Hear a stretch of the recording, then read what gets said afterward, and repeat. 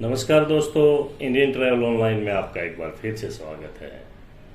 दोस्तों, आगरा से 40 किलोमीटर की दूरी पर फतेहपुर सीकरी शहर है, जो कि एक बड़ा ही प्रसिद्ध खूबसूरत स्थान है। लाल बलुआ पत्थर से बना फतेहपुर सीकरी की स्थापना 1971 में मुगल सम्राट राजा अकबर ने की थी। राजा द्वारा बनाया गया ये एक किलेबंद शहर है। ऐसे में अब इसको यूनेस्को विश्व धरोहर में शामिल कर लिया गया है और यहाँ पर बड़े ही खूबसूरत टूरिस्ट स्थान हैं।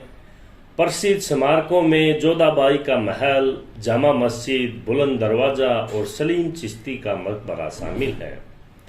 स्थापत्य उत्कृष्ट के साथ साथ धार्मिक मान्यताओं का यह अनूठा मिश्रण फतेहपुर सीकरी ये अकबर द्वारा शेख सलीम चिश्ती के सम्मान में बनवाया गया था, जिसकी मुगल उत्तराधिकारी के जन्म की भविष्यवाणी सच हो गई थी। जब अकबर सीकरी के तत्काल शहर का दौरा कर रहे थे, उन्होंने अपनी पसंदीदा पत्नियों में एक हिंदू, एक मुसलमान और एक ईसाई, ये 3 महलों का फतेहपुर सीकरी में निर्माण करवाया था। एक Indo Islamic masterpiece Fatehpur Sikri सूर्यास्त के दौरान सबसे शानदार लगता है।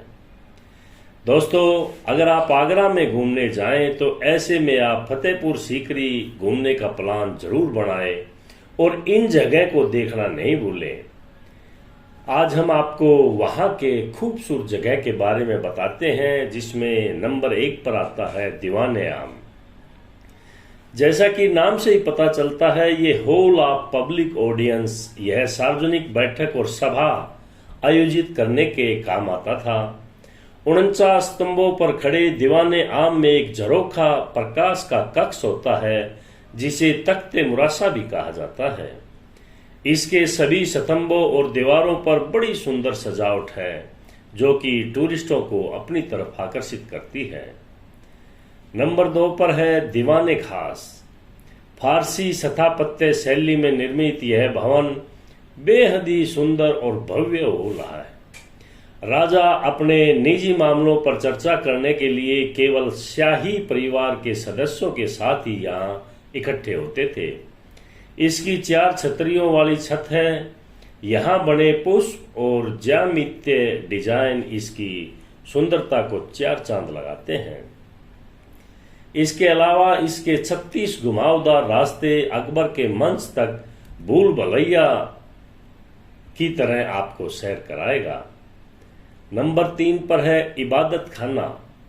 1575 ईस्वी में बनाया गया इबादत खाना, या फिर आप आसान भाषा में कहें तो पूजा घर, एक बैठक घर था जहां अकबर ने दीन इलाही की नींव रखी थी।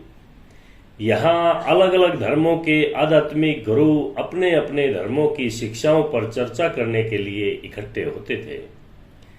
नंबर 4 पर है पंचमहल। फतेहपुर सीकरी में एक बड़ा ही असाधारण संरचना पंचमहल में बौद्ध मंदिरों के डिजाइन तत्व हैं। पूरी तरह से स्तंभकार, इसमें भूतल पर असममित रूप से निर्मित घटते आकार में 4 मंजिलें हैं। संरचना में जालियों के साथ 176 स्तंभ हैं, या यहाँ पर आप कहें तो पर्दा प्रणाली की उपस्थिति का सुझाव देने वाली दीवारें हैं, जिसका पालन उस टाइम सभी रानियां करती थी। मंडप किले का एक शानदार दृश्य यहाँ पर प्रस्तुत होता है।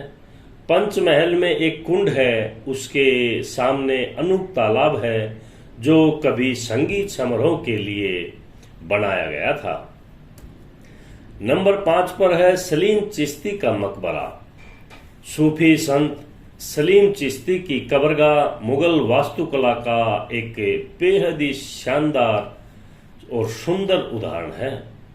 बादशाह अकबर ने सलीम चिश्ती के सम्मान में एक मकबरे का निर्माण करवाया था, जिन्होंने अकबर के उत्तराधिकारी जहांगीर के जन्म की भविष्यवाणी की थी।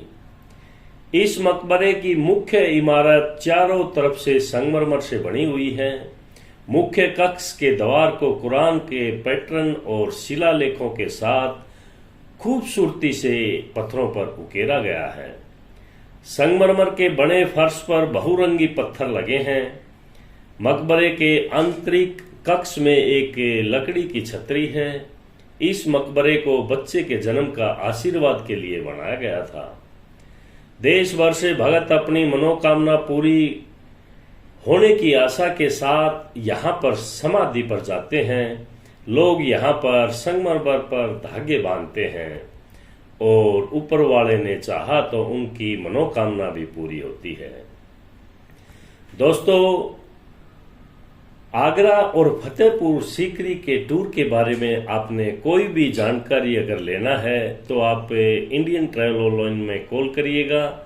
ये आपको इसके बारे में पूरा एक्सप्लेन करेंगे और टूर पैकेज का जो करंट ऑफर चल रहा है वो भी आपको बताएंगे।